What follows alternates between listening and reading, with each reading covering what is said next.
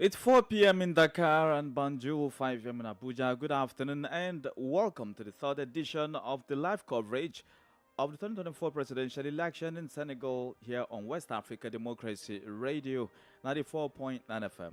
I'm Abdullah Hassan.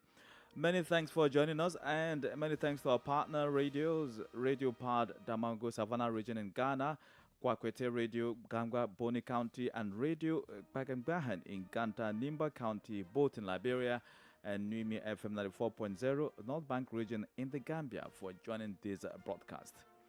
Now, it's 2 hours until polls across Senegal will close for this presidential election featuring 19 candidates, all with the hope of securing the nation's top job. Whoever wins will rule the country for the next 5 years. Now, before we bring you a recap of events since our first broadcast, here are a few useful pointers. This election is crucial and described as the most contested in Senegal's political history, as it ushers in the fourth democratic transfer of power since independence from France in 1960. It is also the first vote without an incumbent on the ballot, since term limits were introduced and there is no clear frontrunner among the 19 candidates. Over 7 million registered citizens will vote at more than 16,000 ballot boxes to pick a successor to incumbent Macky Sall, who has ruled for 12 years. Now, under Senegal's electoral system, a candidate needs to secure more than 50% of the vote to win and avoid a runoff. So is there going to be a second round vote? Well, only time will tell. And so far, we can tell you that across the country, there's been no report or incident of any electoral violence so far, and in other countries where Senegalese in diaspora are voting, most of the vote passed on successfully, or should I say peacefully. Well, and here in the country, incumbent Macky Sall, Idrissa Seck, the famous politician Ousmane Sonko, Bassirou Diomaye Faye, Mamadou Lamine Diallo, among these 19 candidates, almost all of them have cast their ballot, except for a few which we'll really preview now on the national broadcaster. And to continue our broadcast, let's bring you a short excerpt of one of the 19 candidates, that is Mamadou Lamine Diallo, leader of Turkey and one of the 19 candidates in today's polls, who fulfilled his civic duty by voting at the Point E polling center in the capital, Dakar. He expressed gratitude for the peaceful election process thus far. The Turkey flag bearer reiterated that they will defend democracy in the country. So before now, Senegalese democracy has been dented due to the violent protest that erupted before today's election. So what do you think can be done to change that perception? Well, the perception is changing because today Senegalese went out to vote. From what I've been told so far, things are going well. People are coming from to vote, and this is something very important for us. And it means that the people of Senegal want democracy. They want to elect their president, the chairman, the president of the Republic of Senegal by vote, and this is what we have accomplished today. I think we'll do that, and normally we'll have a non-violent election today, and I think the world is looking at Senegal. At some point in time, we were afraid that probably our democracy will be shut down, but nevertheless, the people of Senegal went out and showed its determination to defend the democracy in Senegal and the Republic. Right, so what would today's decision mean to the people of Senegal? Well, people here, even during the campaign, I went through Senegal from north to south, or from south to north to be correct. What I observe, people tell me they want to go to elect their president. They want to go for election. And then that's what we are doing now today. So I think the people or the political forces who didn't want the election, wanted to postpone the election until December, well, they've lost the battle. Right, so your final message? Well, just to say to the world, to the West Africa, that Senegal is standing, will defend our democracy, will elect our president, and they will continue to to fight for democracy, for citizenship, for the Republic of Senegal. Indeed, Senegal is standing and will continue to fight for democracy. The last few words of Mamadou Lamine Diallo, leader of Turkey and one of the 19 candidates in today's polls, and is seeking the top job and hopes to rule the country for the next 5 years. Now, on the list also is Bassirou Diomaye Faye, one of the leaders of the opposition coalition who earlier cast his ballot and expressed optimism of standing a better chance in the ongoing election. Take a listen. L'élection présidentielle, dit-on, c'est le rendez-vous d'un homme avec son peuple. The presidential election is an appointment time set between a man and his people. We have succeeded in making this election a moment for clear representation of a social project to the people called upon to choose between continuity and rupture.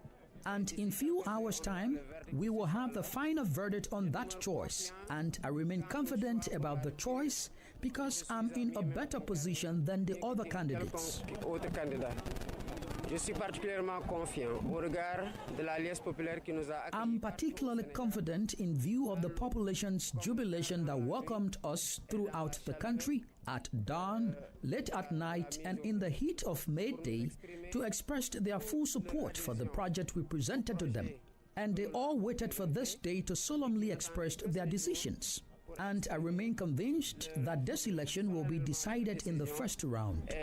Je demeure convaincu que cette élection-là se jouera dès le premier tour.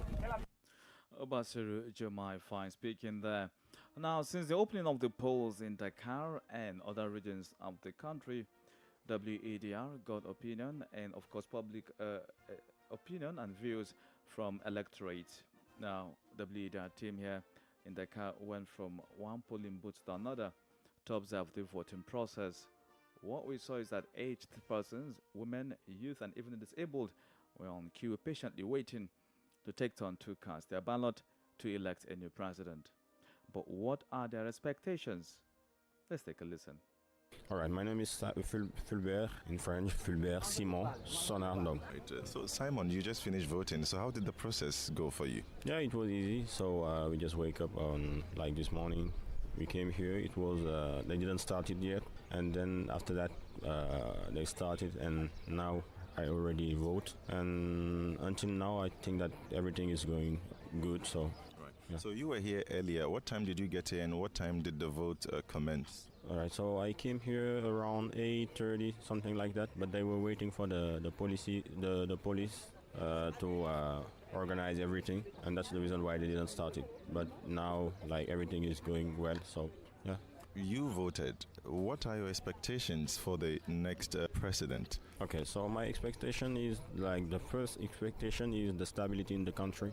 As long as we know that, like those the years before, like we had more like instability in the country, and that's the first expectation for me and for all the people here. And the second one is maybe the situation for the young people in the country. We know that most of them are struggling to find a good job, as I'm in the same situation, even if I'm working actually. But we know that everything is expensive now in the country, and maybe with the new president, it's gonna be a solution for. He's gonna have a solution for us. So do you think really the new president can really turn the hands of clock back, looking at what is going on? Do you think the next president can change things? He can bring back the economy? So actually, it depends on the choice of the country. Actually, I know I'm expecting that the person I chose here when I was voting, he has a program, and the program he has is one of the best until like all the people I saw their program. So I guess that they're gonna change the situation first and then move forward regarding like all the program they have for the country. Right. Yeah. So, like in your earlier submission, you talked about some of the violent act that actually erupted in the process of the election or before the election, which has actually put a dent on Senegal's democracy. Now, what can be done today to change that narrative, to bring back Senegal on the map as a country that respects democratic rules? Okay, so for that, I think that the like one of the solution would be the transparency of the election. So actually, if everything is going right until like the end of the election, I think that all the problem would be solved, as long as all the young people, and all the people here in the country, they have their own choice, and we all know him, or we all know them. So I think that if everything is going right and the best choice is done for, like, regarding the program and everything they give, I think it's gonna be all right.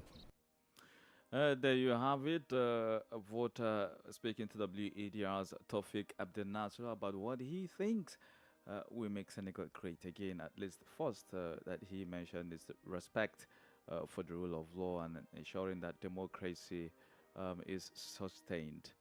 I understand that we have Augustine Kole, who is on the field, or rather has been on the field since morning, to get us a feel of what the voter experience is like out there. Augustine, good afternoon. Well, good afternoon, Abdullah, and good afternoon to the people of Senegal and West Africa at large. Indeed, West Africa at large, because, the election today is not just about Senegal, but all of West Africa and beyond, right? And so tell us, what is the situation like out there?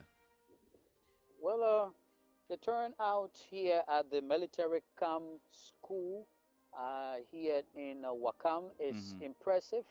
And this afternoon at the center I am, the young people are in their numbers than the adults. And especially you have first-time voters coming here at this center. I just saw them in their numbers, especially there are about 7 voting polling places here, and the young people are more than the adults. It's impressive, and there's the smiles on their faces will tell you that they are happy to form part of this process so far.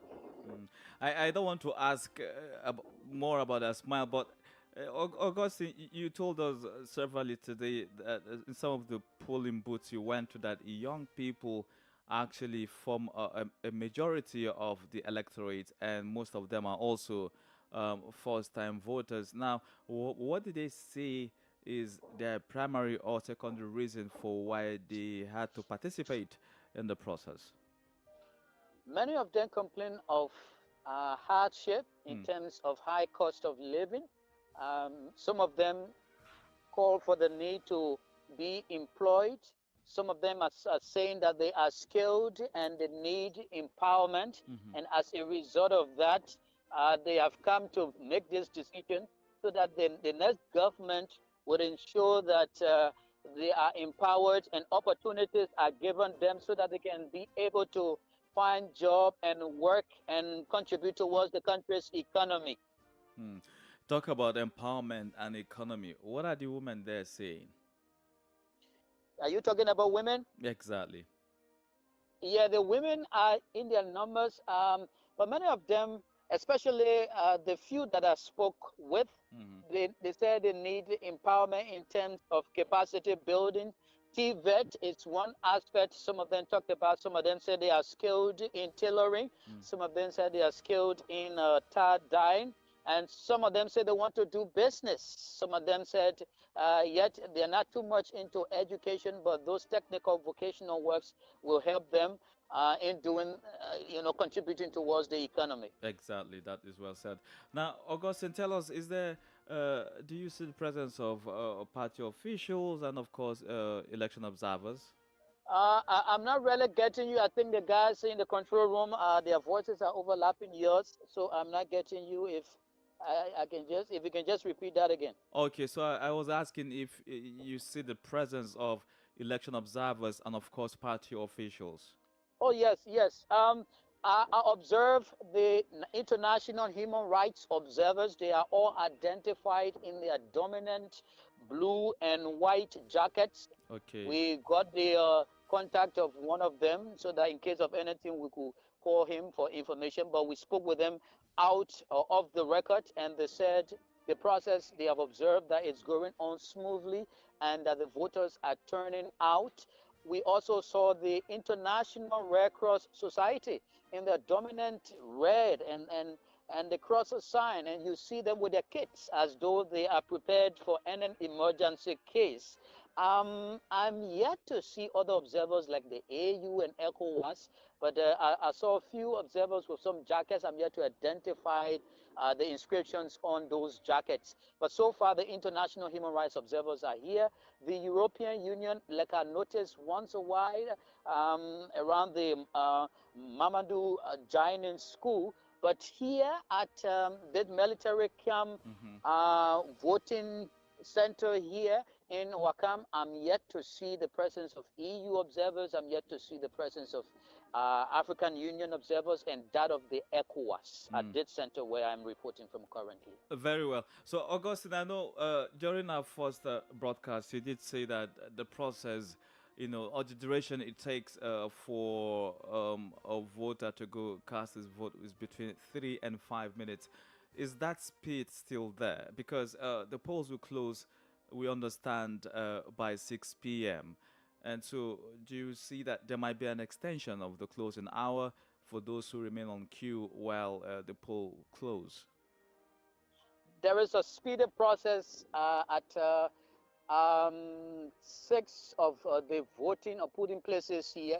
About 2 other polling places, the next staff, the electoral staff are just quietly seated and awaiting any voter that will walk in, because automatically there's no queue for those 2 centers. It seems those who were in the queue have already been served. They are already voted or cast their ballots and are gone. So at the moment, those electoral staffs are just quietly seated. I did a short video, and they are awaiting any voter who registered in that center or at that polling place to walk in and cast their ballot. But the rest are moving smoothly, especially with the young people in their numbers at the other polling places that are also speeding up the process. And it is hopeful that these people who are still at home will make their way before poll closes. But at the moment, 2 other polling centers are just very empty, and only the electoral staffs are seated there and just looking at the door for any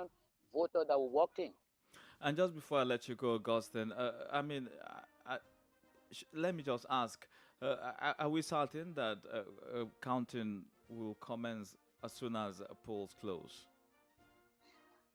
We can be setting as a result of the speedy process, because once these electoral staffs are now overwhelmed by the turnout at about 5:30, which will result to them extending beyond 6 o'clock to ensure that those who will be in the queue are served or are allowed to vote.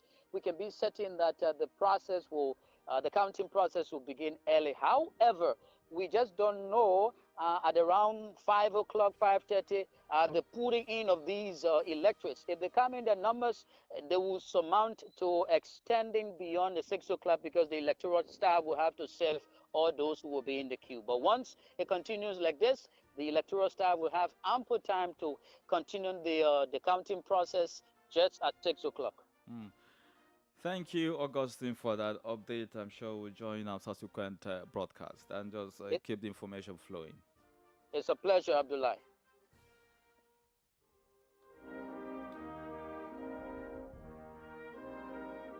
Many thanks for staying with us. This is the live coverage of Senegal Votes 2024. 7 million voters are out there today across the country and in the diaspora to elect a new president. Whoever wins will rule the country for the next 5 years. And the hope for many is that he or she brings about a remarkable change in how the country is being governed and how policies, reforms will impact the life of ordinary Senegalese person. Well, in the neighboring state of the Gambia, thousands of Senegalese turned out to cast their vote during the presidential election. Polls open as early as 8 a.m. in various parts of the Gambia. Our Banjul correspondent, Sankule Janko, on his election coverage, visited a polling center in Serekunda Primary School in the Kanifing municipality, which has the largest Senegalese population. Well, I am here in this polling station in Serekunda Primary School. And we have quite a number of Senegalese who have turned up here in numbers to cast their vote, of course, to exercise their constitutional right, as we look forward to, as they decide who their next president will be. I'm here with the Senegalese. Assalamu alaikum, how are you? I'm fine, you okay? Yes, what is your name? My name is Hadim Yang. Hadim Yang. Yes. You're a Senegalese? Yes, me, I'm Senegalese. Did you vote? Yes, I'm vote today. You vote today? You vote today. Me, I'm change. I'm need change. Now me, I'm need change new president. Okay, how was the voting process? Are you happy with everything? Yes, I'm happy. This vote is not problem. It's not difficult. It is the bureau. If you come, you complete your confidence. So I'm happy today because of the people come. You vote. Yeah. It is right. Thank you very much, Mr. Nyang. Thank you. Well, of course, we'll continue to talk to more Senegalese here in this particular polling station. As we, of course, as Senegalese, exercise their constitutional rights, here in the Gambia. Hello, how are you? I'm fine. What's your name, sir? My name is Mamor Jan. Mamor Jan. Did you vote? Yeah, I'm coming to vote, man. Okay, you are coming to vote. Yes, I can see Mamor is in the queue. He's yet to vote. But how do you feel about the elections today? How excited are you? Today I'm very happy because the people all is coming to vote because I need changes. Yeah, I need changes to new president in the Senegal.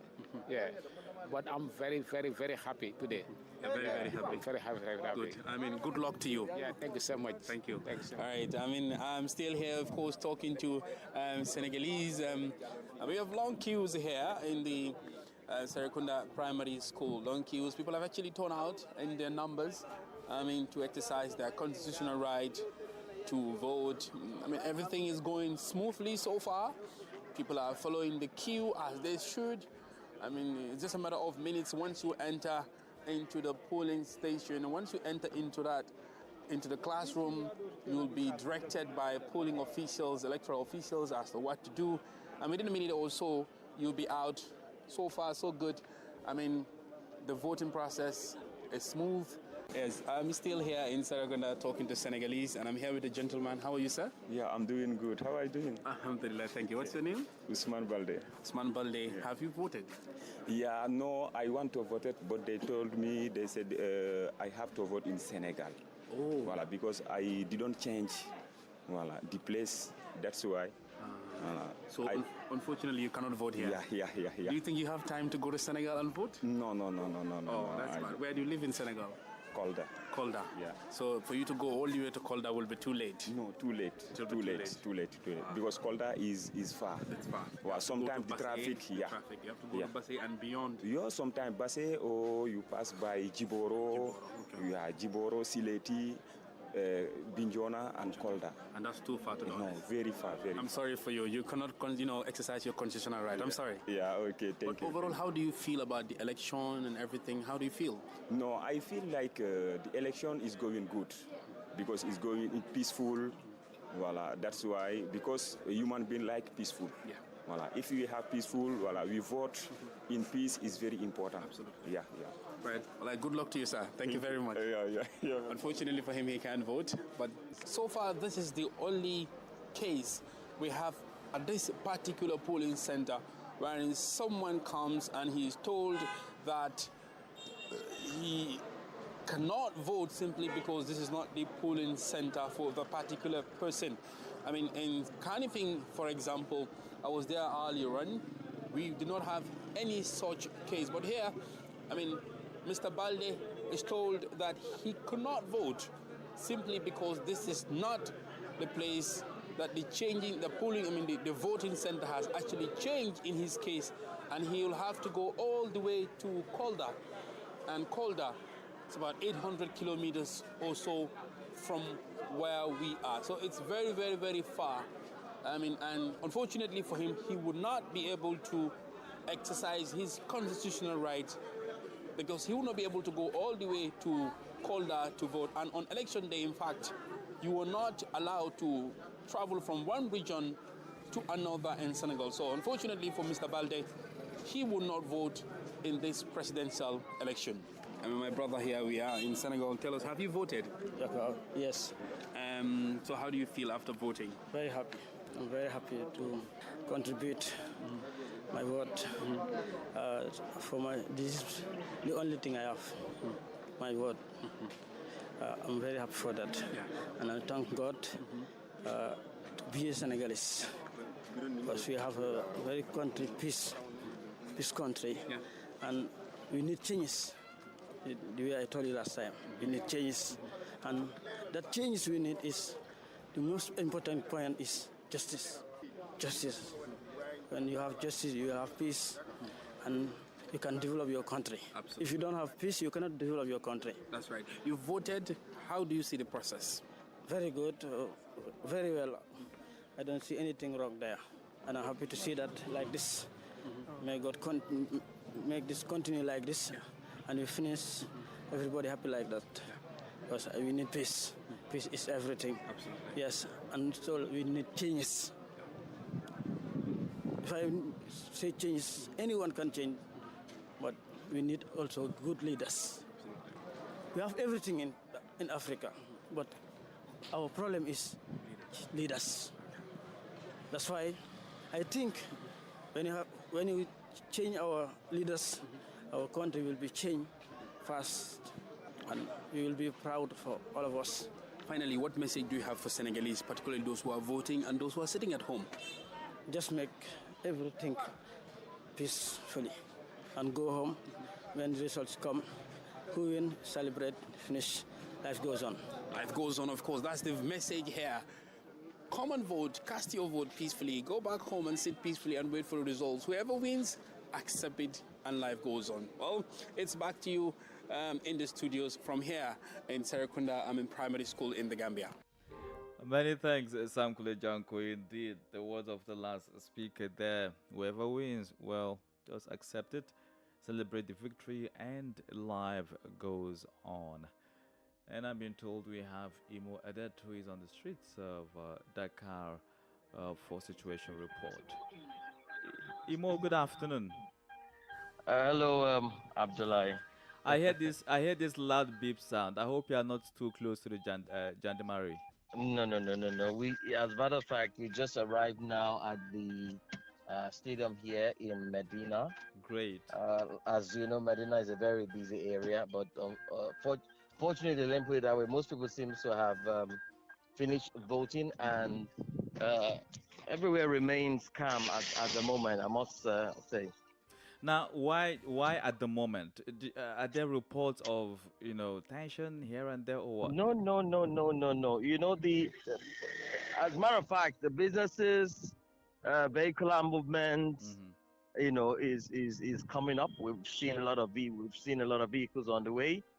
Most businesses are opening, shops are opening, kiosks are selling. People are beginning to come out from the houses, largely because most of them are done voting. And that's why they can afford to do that. So, but where we are now at the stadium here in Medina, we are seeing not so much line.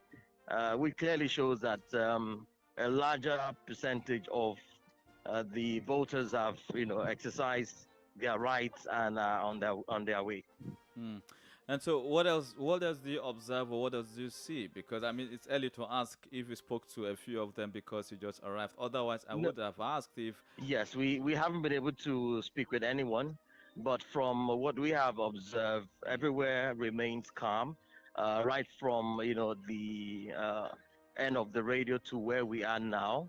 Like I mentioned earlier, vehicular activities are picking up, which clearly means people are done voting. So where we are now, of course, the gendarmerie are here in their truck. We're seeing a couple of, not a long line, I must say, line not up to, I don't think they're up to 50 here. Maybe in 10, 15 thereabout people that are left to vote at the stadium where we are. So largely everywhere remains calm. People are going about their normal businesses.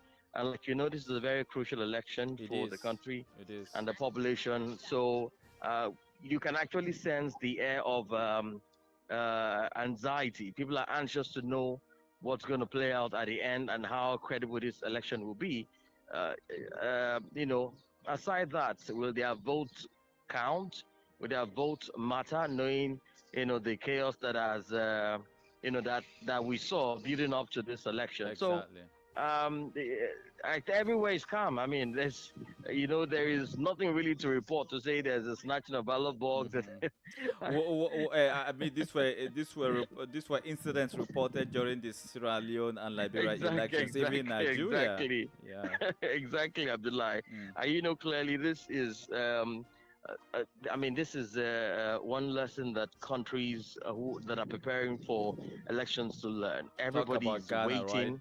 Exactly. Everybody's waiting. They are ready. And I think the process is fast because when we came, we saw one of the voters going in and not too long responding to your question. I saw him coming out. So it means they're doing it swiftly. And then another person on this other side of the line is going in. So I think it's a very fast process, as we had heard from our colleagues who had reported this earlier. Yeah. So for now, the weather is friendly.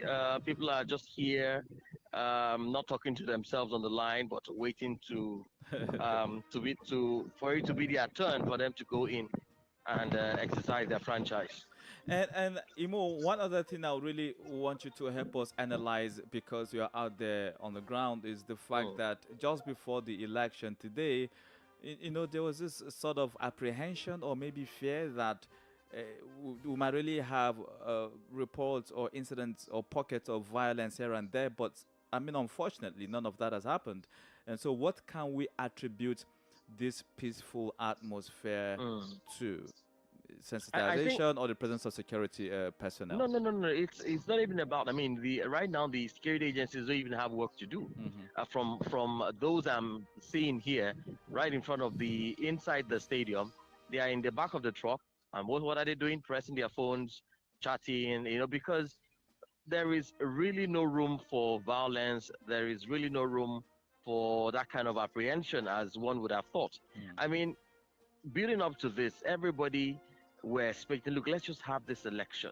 People are tired. People just want the election to hold. Let them know that they have voted, and whatever, exactly, and whatever comes after that, will be dealt with. But the most important thing was, let us have the election date and let us vote. So that is what I think is playing out, and why people don't really have time for that. I mean, we've had enough chaos, we've had enough trouble in the last 1.5 years. And so come March 24, people just want to come and vote and go. I mean, the few analysts and CSO activists that we have spoken to, from the people, it's those that have voted, it's a relief. It's in a case where finally I've been able to exercise my franchise. Finally, my voice will be heard. My vote will count. That is what is playing out right now, and that is why people are just calm. And but the most important thing over Abdullah, I must say, is the expectations of the people. Yeah, hi. The expectations of the people. They want to see a change from the norm. They want to see a different Senegal, and it becomes a very huge responsibility on whoever will be the next leader. Exactly. He or she has to do something different from what the other 5-6 leaders have done in the country. They want to see a new Senegal, so that is what is informing the calmness, the anxiety, and not really, people don't have time for violence. It's a sheer waste of time going about, which ballot box do you want to snatch and go and stuff. I mean, that's not the case here, because normally in a West African election, that is what is expected. Exactly. You expect, there's going to be snatching of ballot boxes, there's going to be violence, there's going to be attack on stuffing of ballot boxes. Officials. But that is not the case here, Abdullah. That is not the case. Well done to Senegal for planning the election in such a manner. Indeed, you can say that again. Very well. So, Imo, we'll keep in touch and just keep the information flowing, at least. If not on radio, we can have them on our social Sure, Abdullah. Okay, then. Take care. Yeah.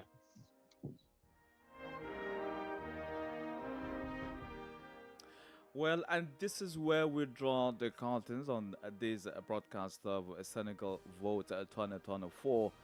Many thanks for listening, and thanks to the production team, Tawfiq Abdel Nasser, Imo Edet, Augustine Kolio Geberika, and to our able technicians, Maudo Diouf, Krista Mukidi, and Mustafa Sek. for their support, not forgetting the social network team, Francis Boniface and David Vincent. Do join Alpha Abubakar at the top of the hour for the fourth broadcast of Senegal Votes in French. I'm Abdullahi Hassan. Good afternoon.